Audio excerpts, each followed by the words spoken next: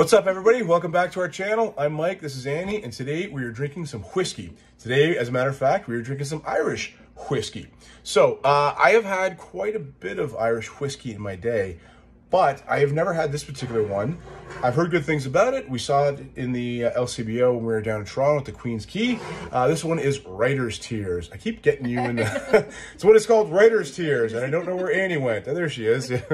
So, we wanted to, of course, give this a try. We just got the regular Writer's Tears. There was a couple down there, I think, like double oaked and blah, blah, blah. We got the regular one because, quite frankly, it was a hell of a lot cheaper than the other ones.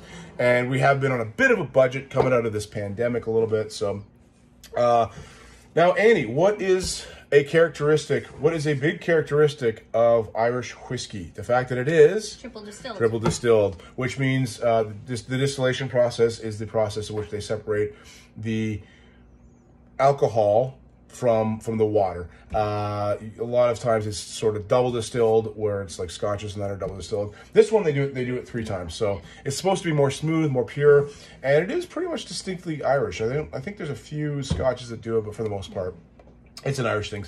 Distilled in a copper pot as well. Yeah, I got nothing else on this one.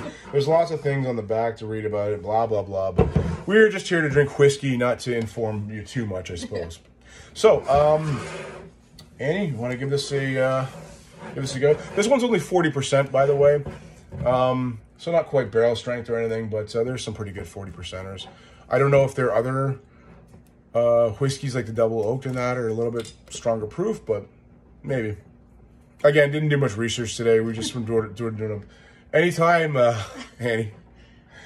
We've just been doing a bit of a blitz on our videos recently because we didn't do one for about 2, almost 3 months, something like that. I don't think we've done one since like August or something like that. I mean, like, I think so. You've probably seen, this is going to be the 3rd one we posted in like a day, but we have done a few recently, but we did all those. Oh, look at this. This is horrible. Annie, honest to God. It ripped.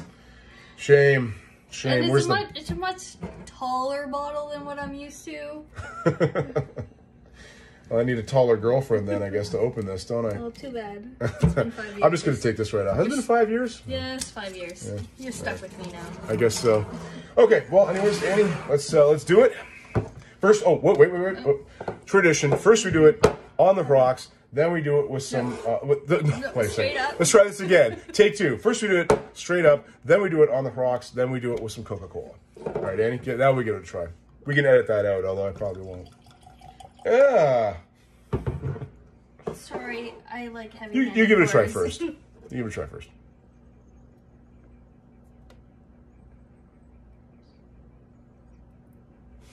I'm smelling oak. Mm-hmm. And a little bit of honey. Yep. And that's it. It's very light compared to some other ones. Well, we just did Whistle Pig and Highland Park. Highland Park was pretty light.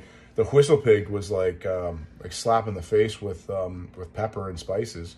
Certainly on the nose. It's very light, but what I'm getting out of this is like honey on toast. And I've said this many times before.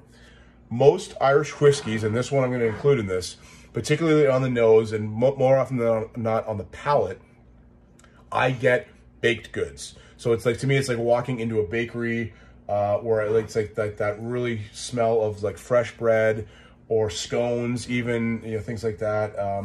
That's what I get when I drink Irish whiskey. So, well, assholes and elbows. I think I tried the first sip and the last 2. Annie, you go for it.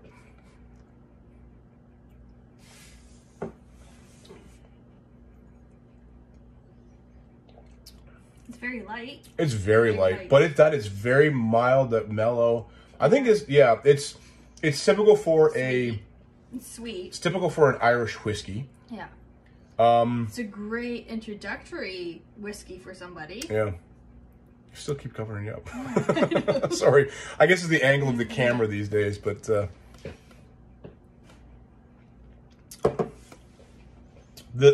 palate is pretty much the same as the nose.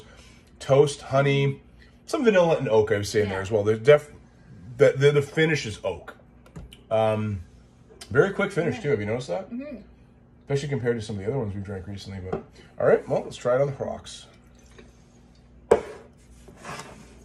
I find when Irish whiskey in particular, when I put it on the rocks, It really, you can really get that at baked goods and toast and honey in there. And that's no exception, that one. Very light. Nice taste. I get a big gulp there. I think this would be better if it was not proofed down to 40%. I would like to try this, and I don't know if they have this. Maybe I should have done some research beforehand. This is the what? Okay, just cut me off. Okay, sorry. No, you go ahead. The opposite happens with this one with the ice. Mostly, most whiskeys you'll taste more of the sweetness in it with the ice. That bitters it down. Yeah, it bitters it down. You taste more of the oak. Yeah.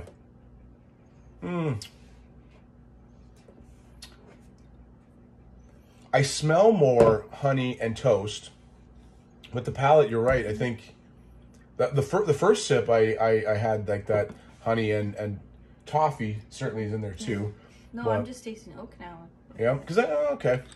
What was it? I had a thought, and then you rudely interrupted me. Sorry. It's okay. Oh yes, that's what it was. Ugh, my hand's getting a little. I want to try this before it's been proofed down, and I think I would probably like it a bit better. But well, with some Coca-Cola. If maybe there is some ones that are barrel strength or cask strength. Yeah, too light for Coca-Cola. Not bad on its own. But I think that's my reaction to is sort of overall with this. Not terrible. Very drinkable and probably good for an introductory one. But and it's a lot cheaper than like a Redbreast. Yeah. Although I think Redbreast is a far superior whiskey to that. I don't think this is too bad. No, it's good. But I think there are better Irish whiskeys. I like it a lot better than Teeling. I would say it's not quite as good as the Dead Rabbit or Redbreast. It's probably a step up from Jameson. I mean, Jameson is more of a... Even though Jameson is a delicious whiskey, it's a little... it's probably a step behind this. But that's... I don't know. I'm on the fence about this one. What do you think? Are you going to recommend it? I actually enjoyed it on the rocks. I had more sips than usual, than I usually do with it. Okay. Even though it's more oaky, but I do like it with the Coke as well. I'm a little on the fence on this one with it. I don't know if I'm going to give it... I'm going to give it a not so bad. I think it's probably, if you're looking for a very drinkable Irish whiskey and don't want to spend maybe Redbreast prices, I think this would be the way to go. Good introduction probably to whiskey as well. But it's just, there's not enough really interesting nuances and notes in there for me to blow my wad over this. Yeah.